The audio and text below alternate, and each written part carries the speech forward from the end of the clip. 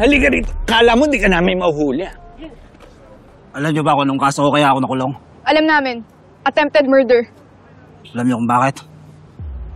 Dahil muntikan ko rin mapatay yung kapitbahay namin. Dahil naglalandian sila ng asawa ko. Handa akong pumatay at makulong dahil mahal ko yung asawa ko. Pero, napag-isip-isip ko, maling babae pala yung pinaglalabang ko.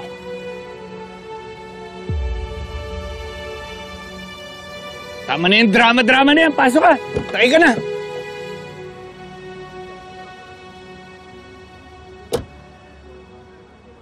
Maling babae yung pinaglalaban. Parang tinamaan ako doon.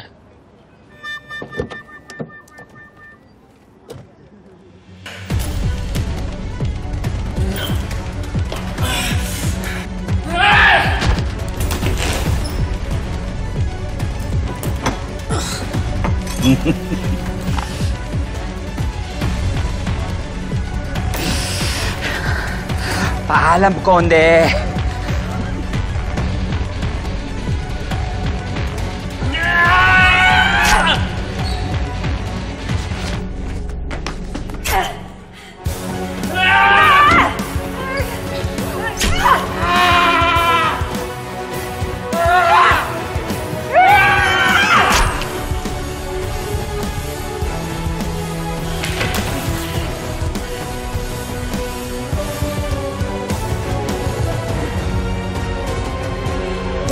Sir! Sir Tonyo! Sir!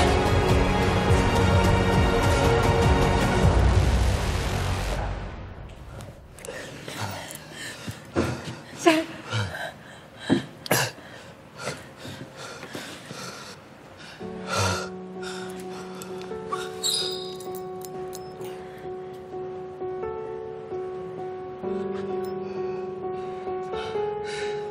Wala na si Mando.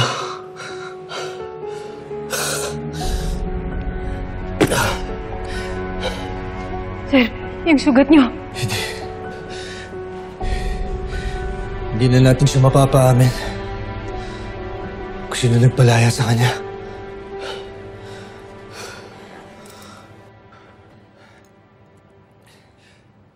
Saktan ka ba, Enriquez? Hindi, sir. Okay lang po ako. Maraming salamat sa pagligtas. Sir, yung sugat niyo kailangan na nating dad sa ospital. Sigurado bumuka na yung tahi ninyo.